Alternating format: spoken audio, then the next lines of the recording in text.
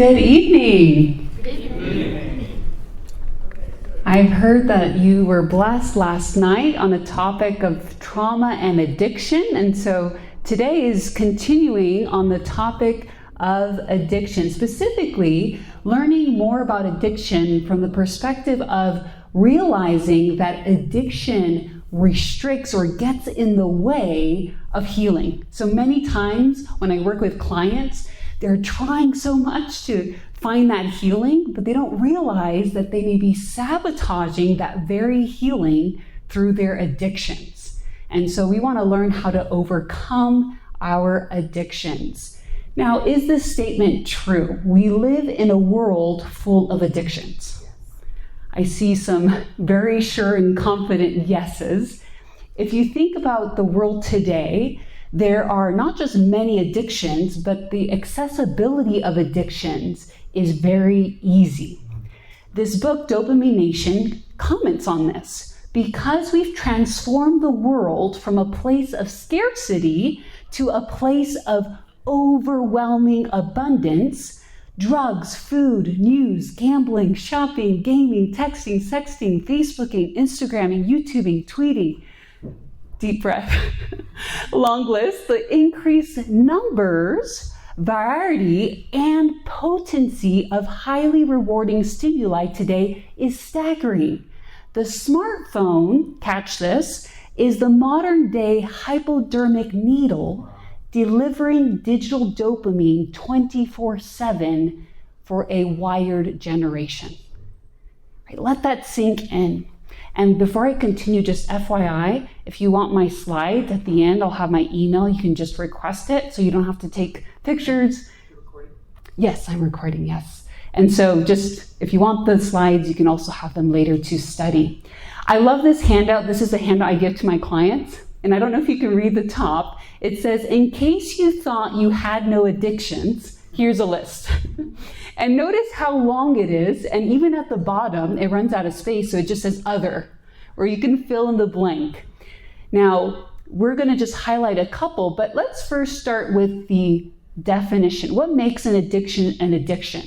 So an addiction is an inability to stop using a substance, or notice, engaging in a behavior. So not just a substance, it can also be a behavior despite negative consequences. This can be psychological consequences, consequences on your physical health, on your relationships, and even your spiritual health. I like this quote, addiction is the only disease that convinces you you're not sick. That's part of the inability to stop, is many times you don't even realize both that you're engaging and having this inability to stop, but even when faced with terrible consequences. So here's my own list of summarizing the top addictions that I see. So number one, substances, yes, and that does include marijuana and caffeine. And I mention that because these are two substances that have been more normalized in recent years. Back in the day when I was in graduate school, there were a lot of research about the harms and dangers of marijuana.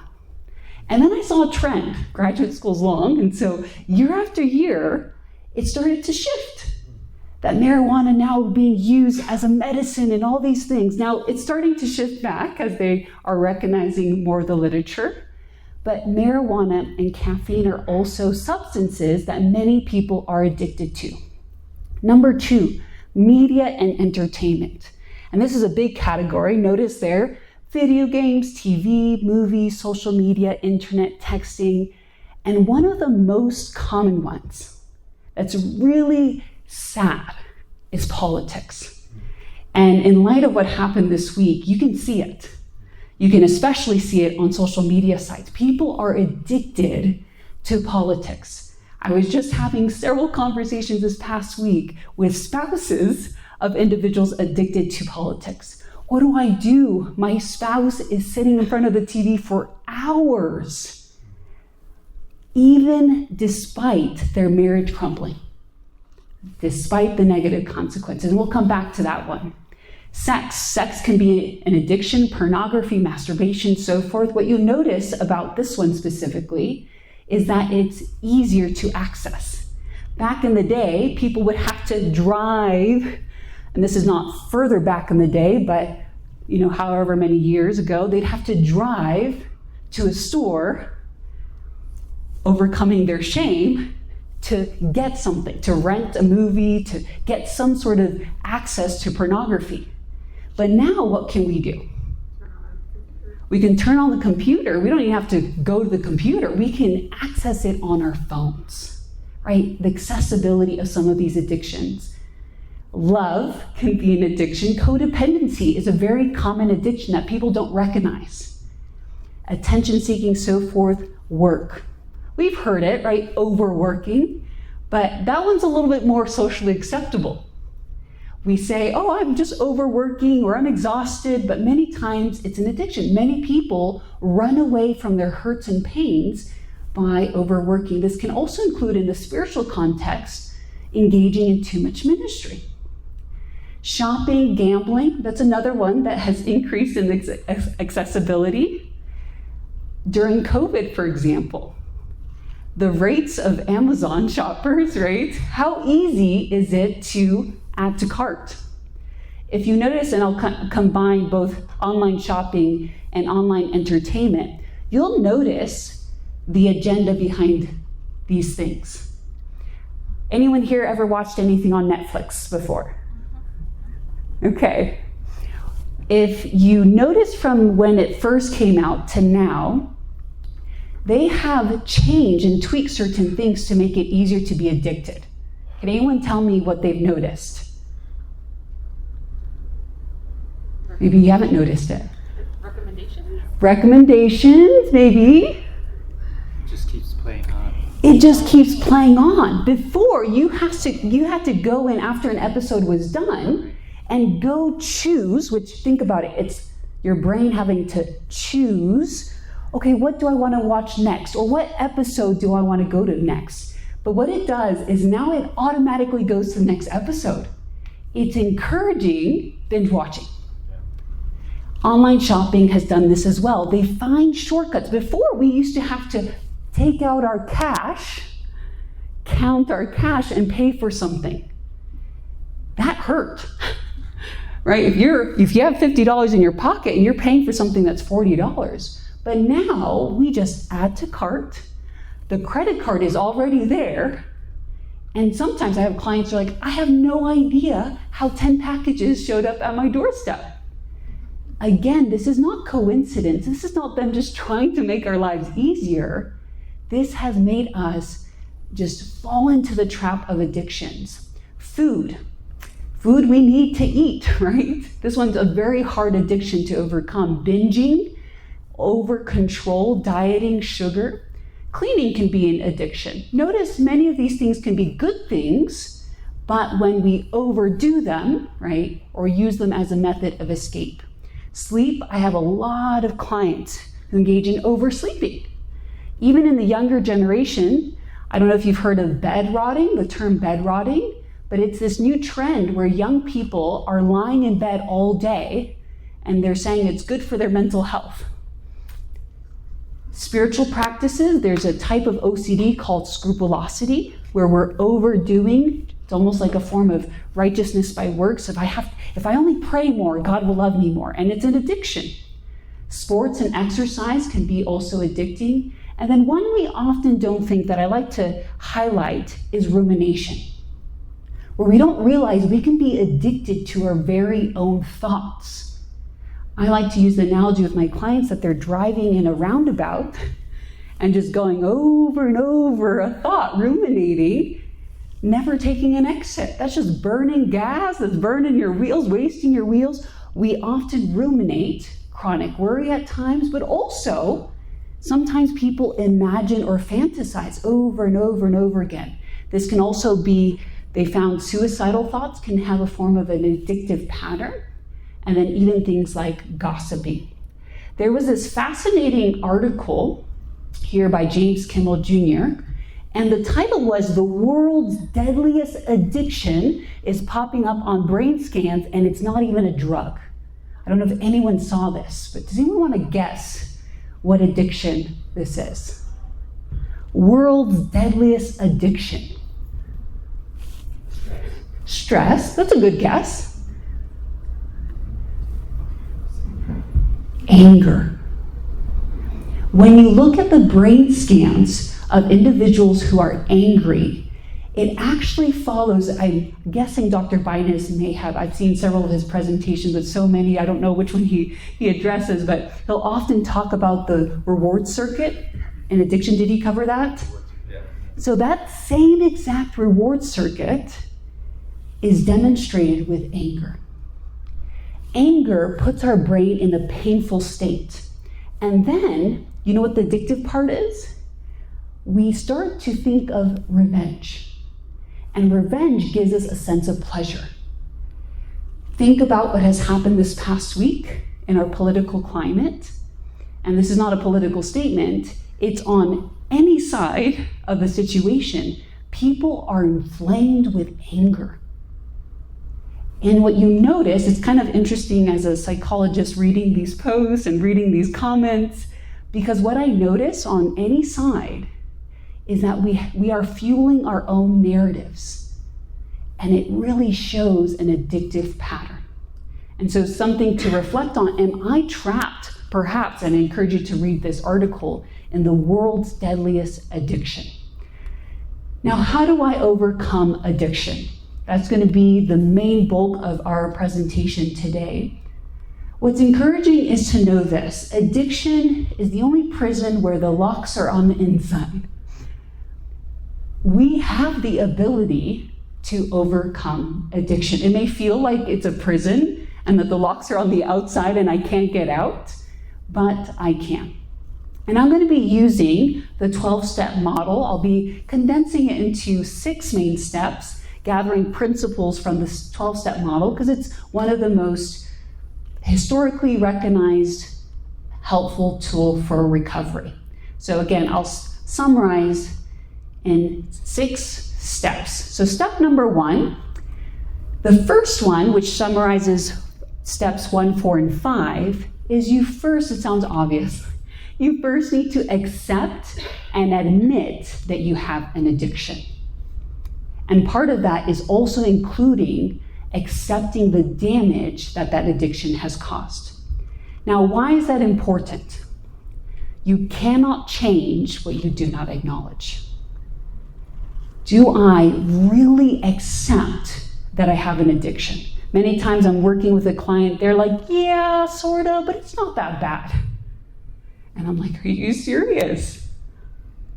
It's almost as if they're, sitting amidst, their house on fire, and they're like, it's not that bad. You need to fully accept and admit it's an addiction.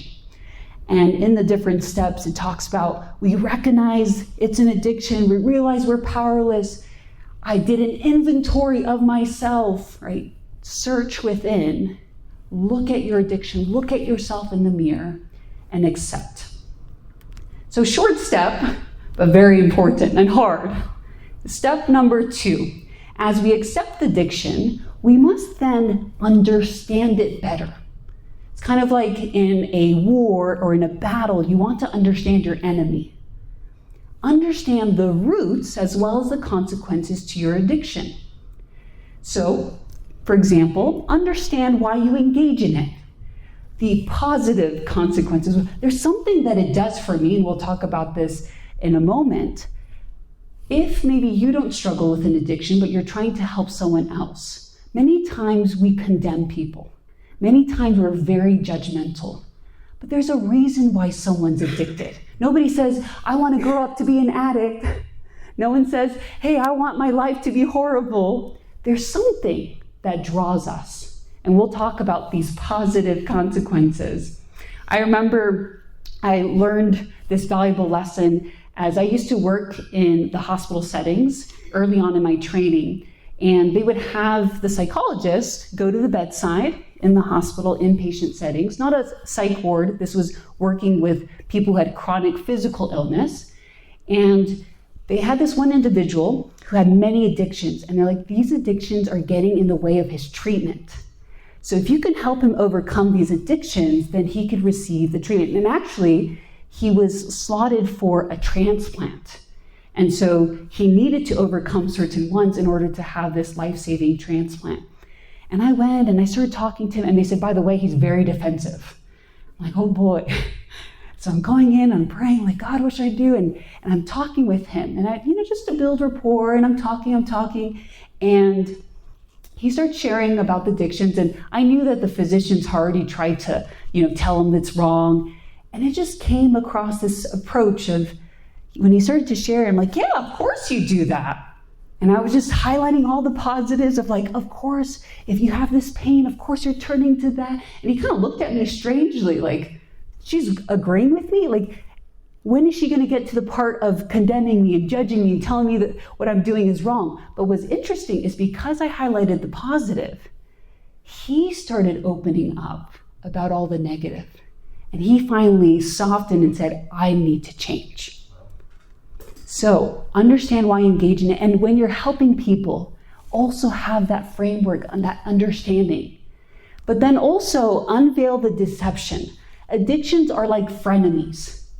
They're like your friend initially. Many times people turn to it to, numb their pain or to feel like they're distracting themselves from something difficult.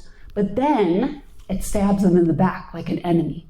And many times when people are overcoming their addictions, they have to go through some sort of grieving process to grieve the friend while they're trying to overcome the enemy. And we're going to talk about those negative consequences. So here are some of the most common roots. The root of seeking pleasure and the deception of pleasure. Habit. Many times people are like, oh, there's a deep, deep root. Well, for some people, it started with just, they were introduced to an addiction, and then the habit, they developed a dopamine addiction. It may be related to a lack of self-control. And then some of the deeper elements is there's a lack of connection and a lack of identity and purpose. And so we're going to highlight several of these in a more rapid fashion, but hopefully enough for you guys to understand these roots. So I'm going to first cover these first three, and I'm going to start with the deception of pleasure. This is part of the positive consequences. We do these addictions because they're pleasurable. We have to acknowledge that. They are pleasurable. But let's look at what happens in our brain. This is a simplistic graph of what happens in our brain. The curves here, or the spikes, are dopamine. So here, the line, the black line, is our baseline, where we start. 0 dopamine, okay? And what we'll do is maybe we'll use, let me just use cocaine, for example. Well, this would apply to cocaine, caffeine, sugar even. When we do the drug, we get a nice, big, tall hit of dopamine. And it feels good. Very good, right? Does anyone know what dopamine is? It's a brain chemical, specifically for pleasure, reward. And so we feel wonderful. But what happens? What do you notice about that spike? Does it last? No, it drops. And normally when I'm teaching in a group setting, I have a board, and it's a lot better because you can already see the answer coming. But a lot of times I say, okay, it drops. And where do you think, and I start drawing the line, tell me when to stop. Most people think it just drops a little bit, or most people think it just drops back to baseline. But what do you notice? It goes below baseline. What does that mean? That means I feel worse than I started. So what do you naturally do if you feel worse? You do it again. So you do it again, and this is where, with harder drugs, they'll say you're chasing the dragon or chasing the ghost, where you're trying to get that initial high, but you never do. Notice, you never do. So not only do you do it again, but you need to do more. And it keeps dropping. So then you're not only doing it anymore to try to chase pleasure, you're trying to feel less misery. This is the trap of addiction. You're not starting saying, oh, I know where it's leading. I'm starting to just try to get pleasure. But this is a perfect trap where you know Well, the person doesn't know. The person who's leading this person to a trap, the addiction, knows if I just get them started, then they're going to have to use the drug to try to just feel normal. And even then, they won't. If you've ever struggled or are currently struggling with a caffeine addiction, this is what happens. This is why we have withdrawals. This is why we build tolerance. You even get this with sugar. And so we must understand the deception so that, one, either you don't start an addiction, or if you are, you're like, I can't keep on falling into this trap.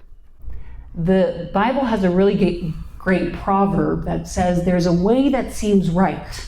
In the beginning, there's high pleasure, seems right to a man, but in the end, it leads to destruction.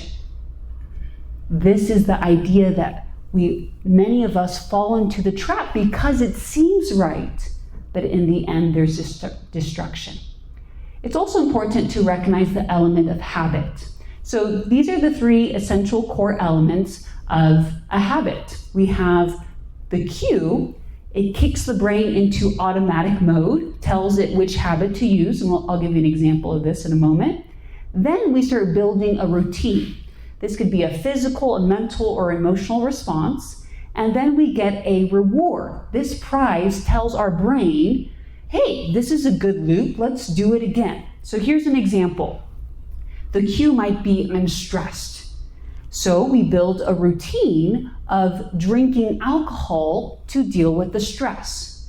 And what's the reward that we get? Not stress, but specifically temporary relief. Okay?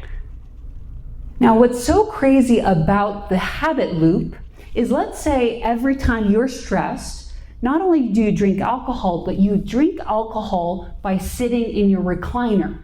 Then what happens is stress no longer becomes the cue. Sitting in your recliner itself becomes associated with the addiction, and so we start having more and more associations that now when I just sit in my recliner, now I want to drink. And what's crazy is they've done research that shows even just by sitting in the same place every single day while doing an addiction, including alcohol, is your blood alcohol levels can actually rise without yet drinking alcohol, because your brain knows it's coming. So this is the example of a habit. Here's another one. The cue might be tiredness. I'm tired, so I have built a routine of drinking caffeine. And what's the reward? Temporary energy. Temporary energy. You saw the next slide. Yes, temporary energy. Again, there is pleasure, there is reward, but temporary. Here's another example. You feel lonely. That might be the cue. The routine might be pornography. I feel lonely. A lot of my clients who struggle with pornography addiction when they're married is when they're traveling. And many public speakers and leaders struggle with this because when they travel, they're lonely, they're triggered, and then they turn to pornography, and the reward is a false sense of connection. This could also apply to social media. I feel lonely, I turn to social media, false sense of connection, but what's the end? You actually feel more lonely. And there's actual research to show people initially feel a sense of connection, but then the addiction, the end, the destruction is false connection that leads to more loneliness. And we'll come back to this habit loop in our presentation. But also there's an element, another root is a lack of self-control. Who here has heard of the study, the marshmallow experiment? I see some smiles and some nods. It was originally done in 1972, but if you haven't seen this, YouTube it. It's cute to watch. And the study, what it does, as you can see the pictures, is they put a marshmallow, one, in front of the child, and they tell them, if you don't eat the marshmallow, by the time I come back, I'll give you two. Now, I don't really like marshmallows, so this wouldn't work on me. But for those who do, is two better than one? Yeah. So think about your favorite dessert, whatever it is, and then think about if someone told you that if you just waited, you get two, that would be a test of self-control. And what you see in these videos, spoiler alert if you haven't watched it, is that different kids, some will really resist and have a lot of self-control and wait until they get 2. Some kids, as you see this kid doing, smell it, look at it, take a little bite, they're struggling with self-control, and then some just immediately put it in their mouths. It's a test of self-control. And self-control, for some people, you have the blessing of being raised in ways that are taught self-control. Others, you may not, but either way, it's a muscle that we can grow. And so you can ask yourself right now, what's my level of self-control? With eating, with social media, whatever it may be. What's sad is we are, as I mentioned earlier, with the Dopamine Nation quote, is we are living in a world with so much abundance that we are actually collectively learning a lack of self-control. Think about reels or shorts today. All you got to do is keep scrolling. They make it real easy to lack self-control. Abraham Lincoln says discipline, or you could say self-control, is choosing between what you want now and what you want most. And I like this visual. This is the same quote, but thinking about instant gratification, what I want now, versus what do I want most? Where you might say, yeah, I want right now that marshmallow, but what I want most might be the 2. Or even bigger than that, you might say, yes, I really want that Krispy Kreme donut right now. Or maybe I want the whole box. But you might say, what I want most is to run around with my grandchildren. What I want most in life, fill in the blank, and self-control is saying no in order to build that self-control for what you want. But one of the things I probably see the most with addiction is the root of avoidance. We turn to addiction because we are trying to avoid. And I love these pictures. I don't know if you can see them clearly, but it's a montage of different children trying to hide. And many children think that if you can't see them, if they can't see you, you can't see them. Right? You know what I'm talking about. So that's the idea of avoidance. We think we're avoiding, but we're not really. Most people who are addicted are not addicted to drugs or to substances. They're addicted to escaping pain. Gabor Mate, he has a whole book on addictions. Here's another quote from Dopamine Nation. We're all running from pain. Some of us take pills. Some of us couch surf while binge watching Netflix. Some of us read romance novels. We'll do almost anything to distract ourselves from ourselves. Yet all this trying to insulate ourselves from pain seems only to have made our pain worse, right? That's the deception of pleasure. And I love these next 2 quotes because the sad reality is, can you really run from pain? We can ignore reality, but we cannot ignore the consequences of ignoring reality. Right? It's like that boy, going back to this picture here, right? Where you're like, okay, I'm hiding, I really am. You can ignore reality. You can close your eyes to what's happening. But we cannot ignore the consequences of ignoring reality. And this quote highlights, not only do you not ignore it, you can't really ignore it, but you might even find a shortcut to meet it. A man that flees from his fear may find that he has only taken a shortcut to meet it. And that's the sad reality of addictions. So how do addictions impact our brain, realizing that we can't fully avoid and we're causing ourselves more pain? Here are some brain scans of different addictions. So for reference, here is a healthy brain. You can also see there on the top. And let me highlight the first top left corner. What you'll notice in many of these scans, it'll say just a weekend user. Sometimes we think, oh, that's a damaging looking brain because they're a toxic user, they're a daily user. But notice 2 things, it's weekend also in young people. So a 28-year-old weekend marijuana user. and you see atrophying of the brain, especially in the frontal lobe regions. Here we see alcohol brain, 38 years old, also just weekend use. What's interesting about alcohol is research used to say, oh, moderate amounts are healthy. Is anyone here familiar with Dr. Amen? He's a popular psychiatrist. I see some hands. If you don't know him, you can look him up. He has a lot to say on alcohol, and he does a lot of brain scans, and he'll show a lot of these pictures as well. And he is adamant about no alcohol.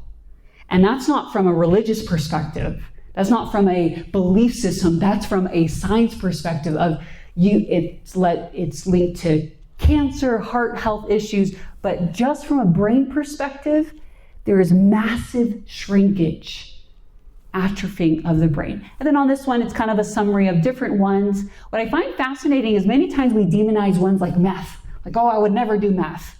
But notice other ones, even some that are socially acceptable, like alcohol, can have significant damage on our brain.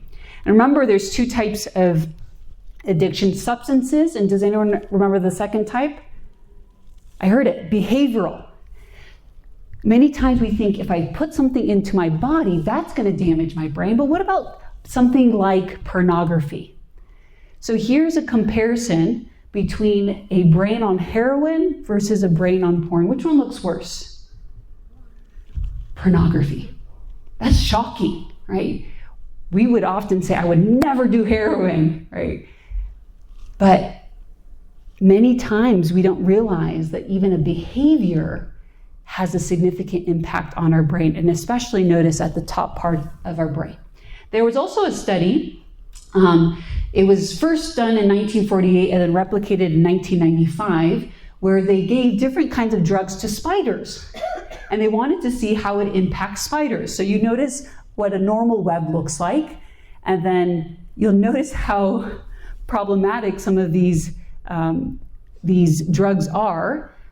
Now, sleeping pills at that point, it's not the current types of sleeping pills, but notice how they impact the brain, how disorganized the brain is, and how difficult attention, concentration, tasks, and so forth are.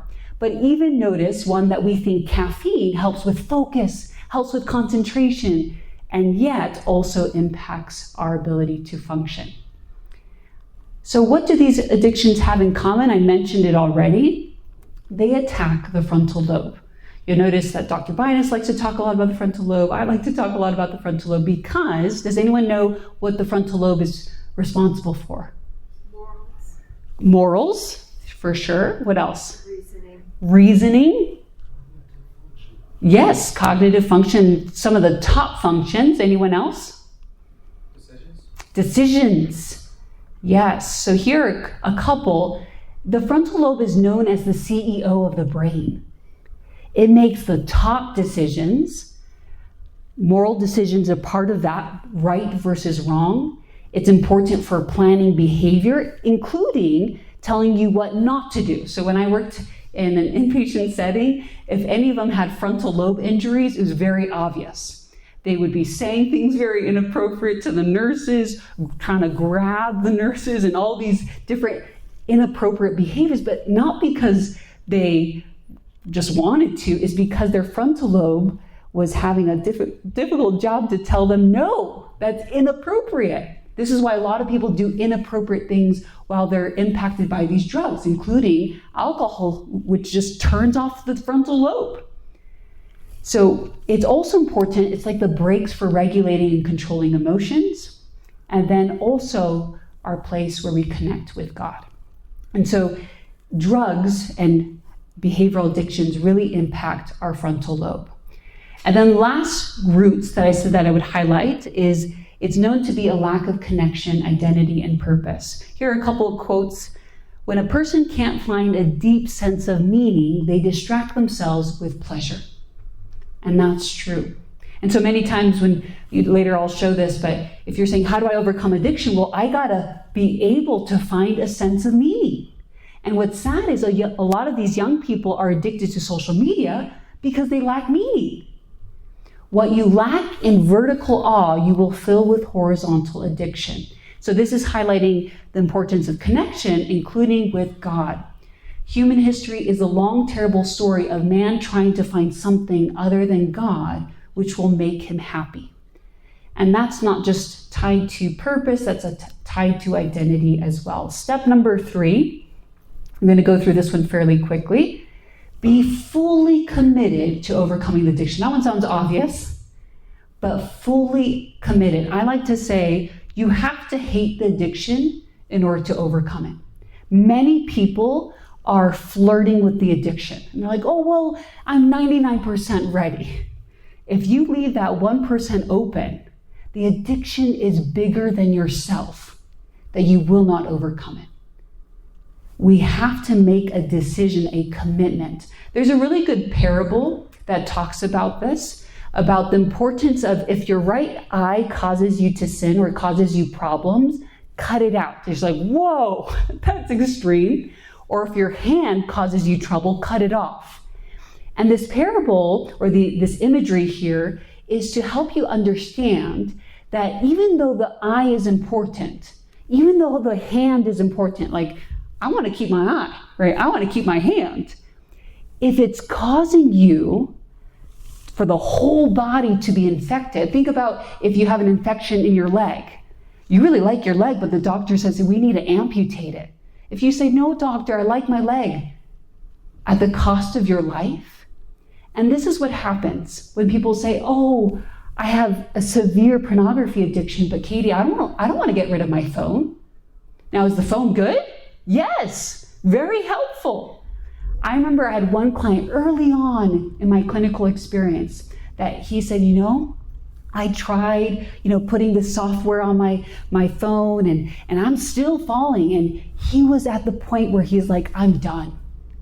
He got rid of his laptop and his smartphone, which, going back to old days, he's going to have to print out his GPS instructions, right? He's going to have to go somewhere to access a computer. He's inconveniencing his life. Why? Because it's worth it. It's worth overcoming something that's destroying you. Addiction is giving up everything for one thing. Recovery is giving up one thing for everything. You have to realize that. And another quote that I love, because it's sad that many of us don't realize this. Before you heal someone, ask him if he's willing to give up the things that made him sick. And many times I have clients who are like, yes, I'm willing. And I'm like, okay, well, let's give up the things that are making you sick. Oh, I don't know. That's too hard. But it's necessary. You have to be fully committed. So here are some examples of how to be fully committed. Set a quit date. Some people are like, well, I don't know if if you're really committed, set a quit date. Share your commitment with others. Oh, but if I fail, you're already planning to fail if you're not sharing with others. Make financial investments. Is there a program that you're willing to go to? Some people are like, oh, well, that's too expensive. When you think about the cost it's having on your life, it's not expensive. It's an investment. Read books, attend webinars, listen to podcasts. Research shows that people who do best in therapy, it's not because of the therapist, it's not because of the type of therapy. Do you know what it is? Money spent. Money spent. Good guess. Taking the time to help boost yourself by listening to the podcast, reading the books, having that little positive feedback every day, so it keeps you on track. How hungry you are, how committed you are. Now that comes in the form of time and energy and maybe money, right? But how hungry you are. Change your environment. If you're like, I'm set on this. I've had clients who are like, well, I gotta throw away my smoke trays, my little ashtrays. You're telling me to give that? I'm like, if you're planning on quitting, you don't need them. Change your environment, especially if your environment has certain triggers or cues. Remove ashtrays, toss the alcohol. Oh, but the alcohol was expensive. Or the cartons were expensive. Well, if you're really committed to overcoming it, toss it down the sink. Even changing friendships, people that you know that encourage the addiction. Now, what I recommend the most is to really overcome something, maybe something that you still need access to or would like access to, like social media, or if you have some sort of digital addiction, is at least 1 month of abstinence for success. This is where you could do a digital detox in order to overcome. Recovery is not for people who need it, it's for people who want it. And the question is, how bad do you want it? The more that you want it, there's a correlation between success and how badly you want to overcome.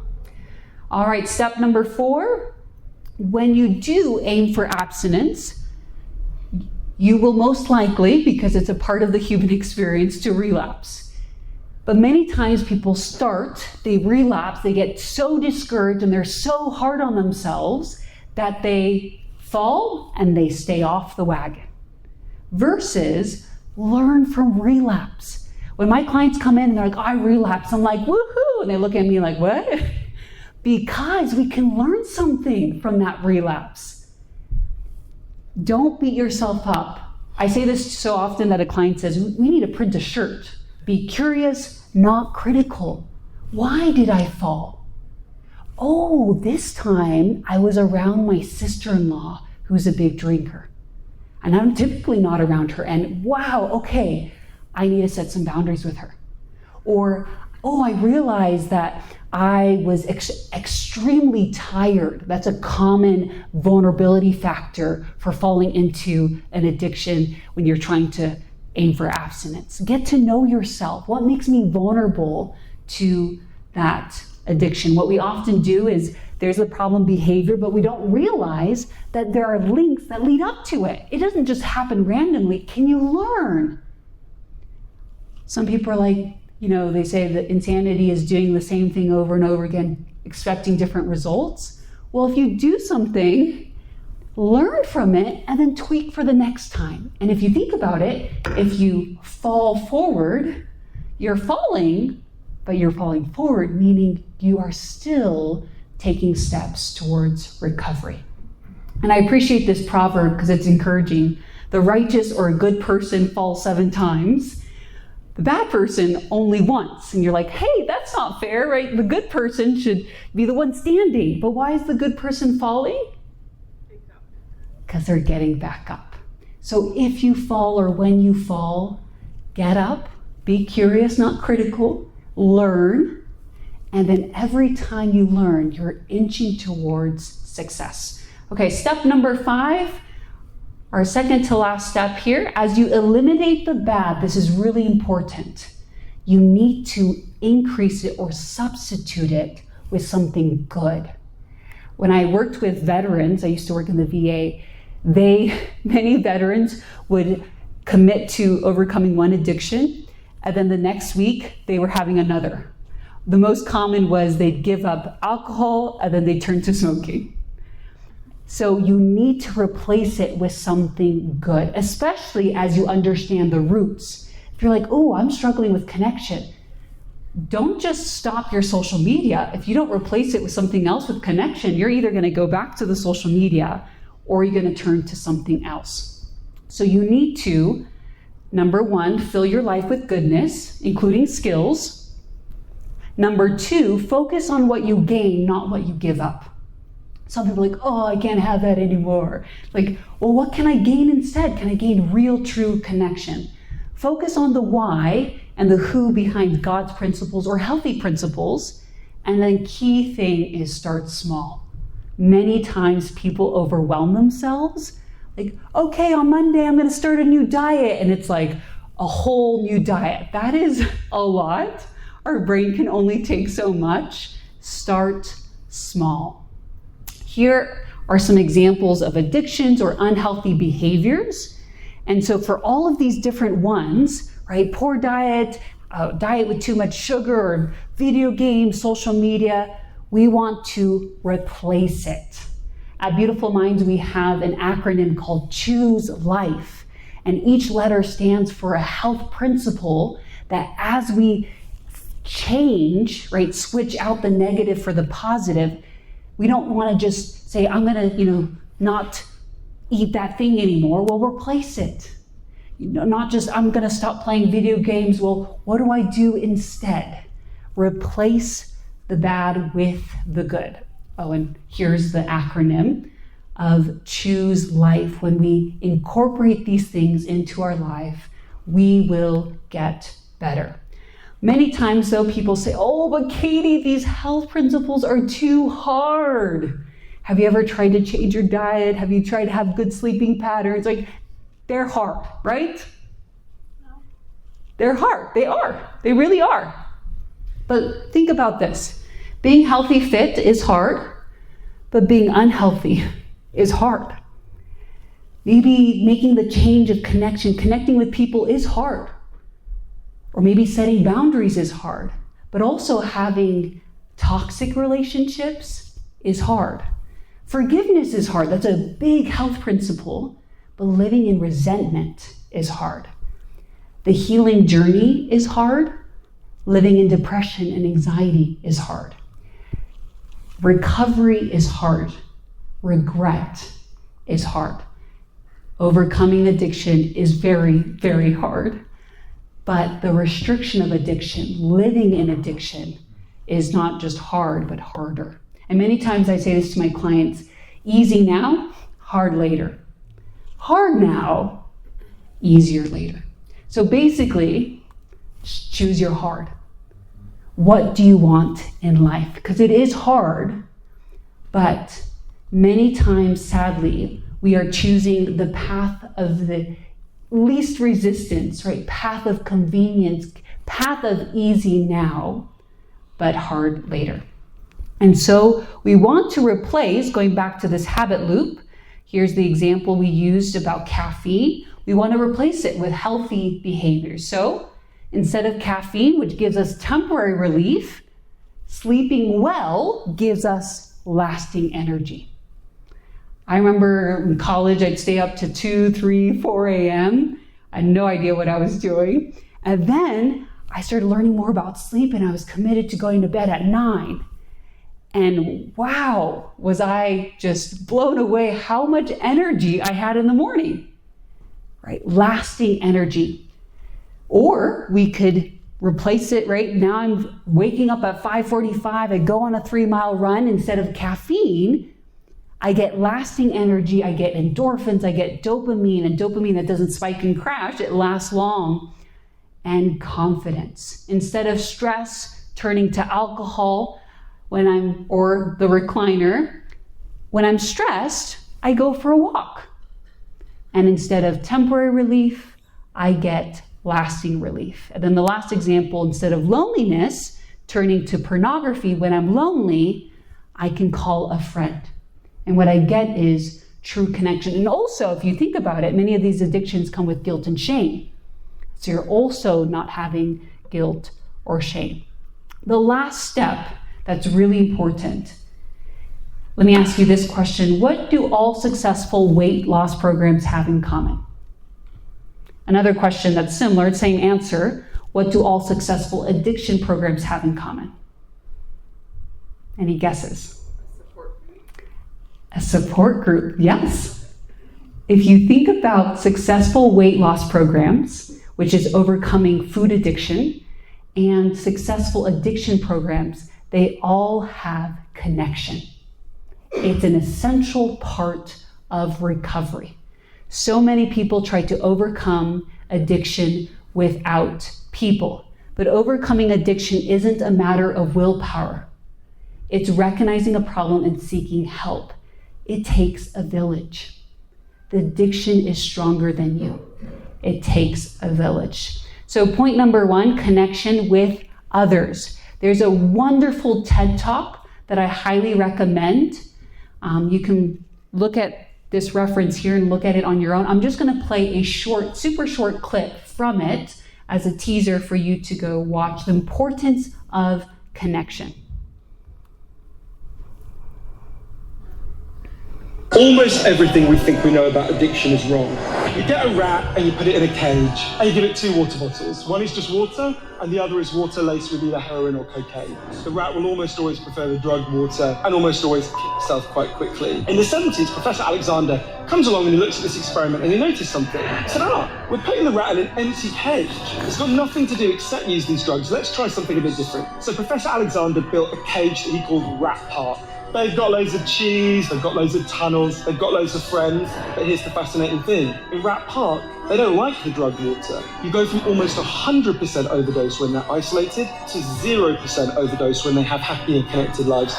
Maybe we shouldn't even call it addiction. Maybe we should call it bonding. When we're happy and healthy, we'll bond and connect with each other. But if you can't do that, you will bond with something that will give you some sense of relief. What if addiction is about your cage? Because the opposite of addiction is connection. So the reality here that's highlighted in this TED Talk is that the root of addiction is a lack of connection. Right? We think it's all about the addiction of just the pleasure. And that's why originally in the first study, the rats, they were like, wow, they're overdosing. They prefer the cocaine over the water. But there's also other studies of looking at monkeys in cages and how when there was a mother figure of connection in the cage, the monkeys would not go to the drug. And so it's an encouragement for us to turn to other people. If the root of addiction is a lack of connection, we must have connection for healing. And another main common aspect of this is a connection to a higher power. If you read the 12 steps, you'll see throughout the 12 steps, and here's just highlighted for you, all the ones in this beige or tan color are the ones highlighting the need of why a higher power, because again, addiction is bigger than ourselves. We need to be able to rely upon one another and upon God. So here are the 6 steps in review. Accept you have an addiction, understand the roots of your addiction, fully commit to overcoming the addiction, hate it, aim for abstinence, but learn from your relapse. And then as you eliminate the bad, increase the good, and recognize your need for help and seek help and connection. And so I want to leave you with some application questions for you to chew on and for you to start trying to take this information. They say information without application results in no transformation. And so we are looking for transformation. So reflect on what is or are my addictions that you want to change. What are some healthy behaviors that I want to incorporate into my life to replace the bad? And then who are the people in my life who can help me? And maybe you don't know anyone, maybe you're very isolated. Look, seek. There are many resources. And then what is one step, just one, that I can commit to today to becoming a conqueror over my addiction? And then again, if you'd like the slides, you can email me at kcruz@beautifulmindsmedical.com. And then if you did want more information about Beautiful Minds, you can go to our website, beautifulmindsmedical.com. Alrighty, thank you everyone.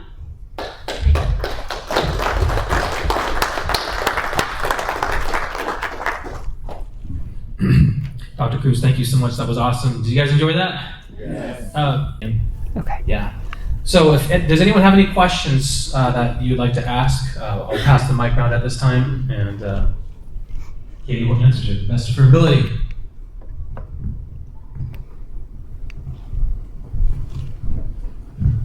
How can you support people with addictions, especially when they don't want your help, they want to help? What can you do? So with that added component, if they don't want your help, you can't help. But you can always build relationship as the foundation that when they're ready to take steps, then you're there. But as you notice, even 99% wanting to change is not enough. Addiction is big. So if someone wants no help, it can actually be the opposite effect if we're pushing too hard. There's a type of, not therapy, but just like a strategy called motivational interviewing, which a lot of physicians are incorporating. How do you motivate someone?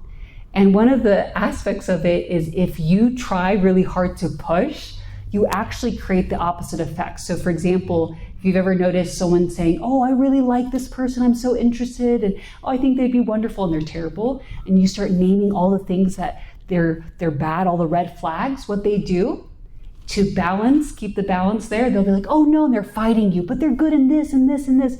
And so we actually do the opposite effect when we try too hard to push.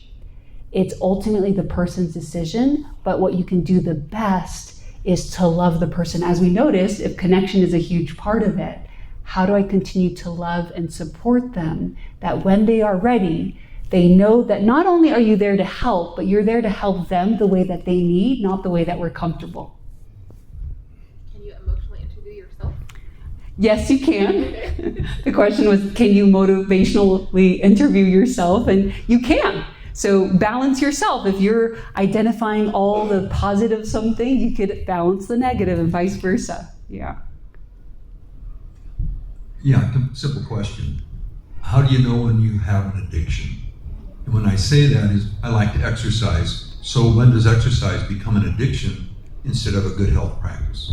So that's when you're really looking at consequences, right? So sometimes I wrestle, addiction's a big topic. And so I'm like, oh, well, that would be so good to include. And one of the things that you can include are all the, different signs of addiction. One of the top ones is the consequences, right? Despite negative consequences. So for example, if I was exercising to the point where this happens, I used to do a lot of long distance running, and marathon training and doing it regularly actually puts your body in so much stress that it's actually not that healthy for your body.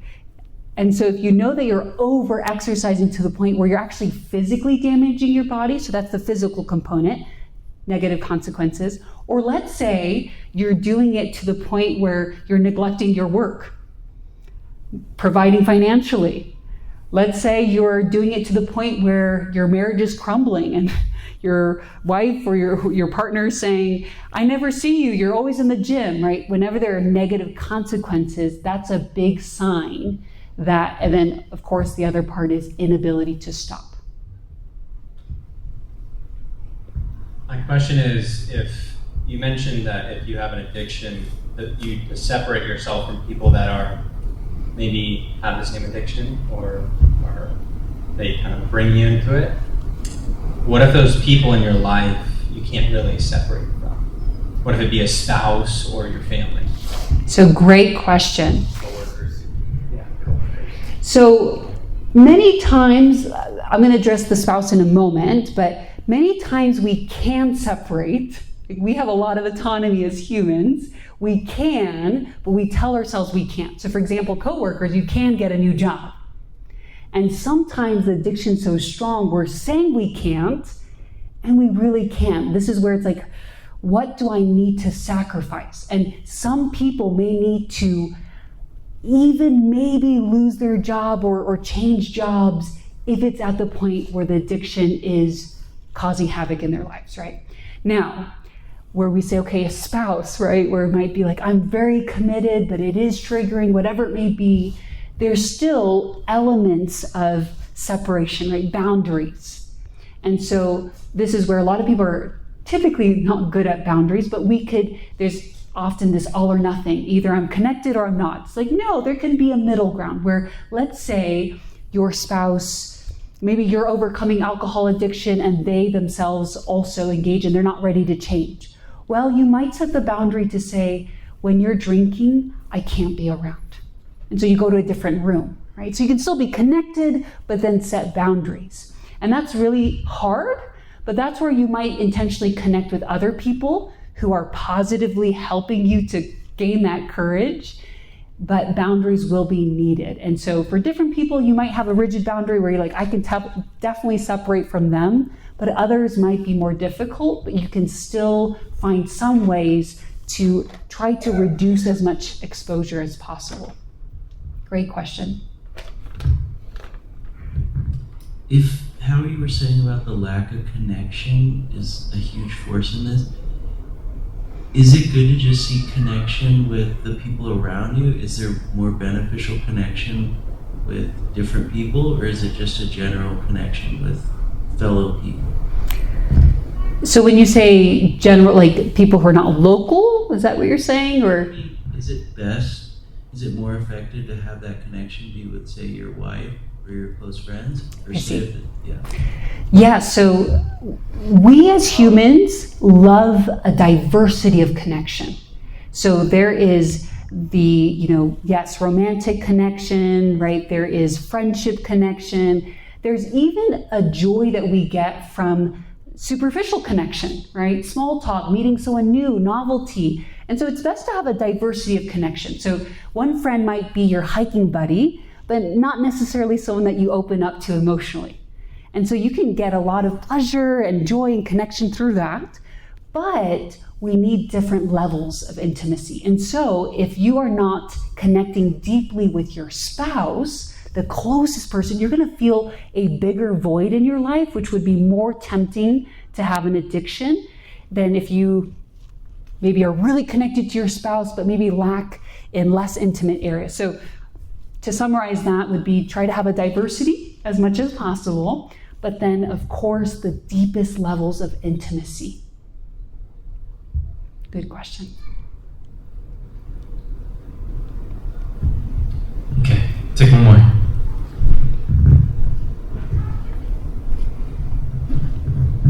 Yeah, you talked about addiction in connection to using your iPhone.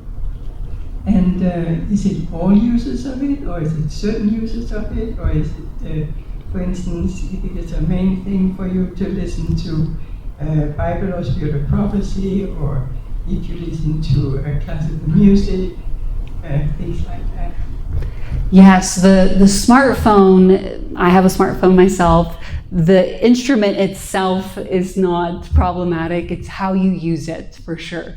And so without going through a list of everything you have on your smartphone, you can think about what do those specific things do for me, right? And so the things that often we engage in on the phone that's most addictive are things of entertainment, right? Fast images, the way that even those fast images slow down our brain, those kinds of elements, listening to things, reading things, not as impactful. Another way to think about it also is how much dopamine is our brain getting from that activity. And so we'll see things like if you read, you'll get a nice hit of dopamine, but kind of more moderate versus that tall peak. And then it'll last a little bit and then it'll just come back to baseline. Right? That's why oftentimes we're not as addicted to like a sunset or other things that give us a little bit of dopamine versus these, another way to put it, I guess, would be highly stimulating things. Yeah. But you guys can keep your smartphones, that's fine. Just limit certain things that can be highly addictive on it. Yeah.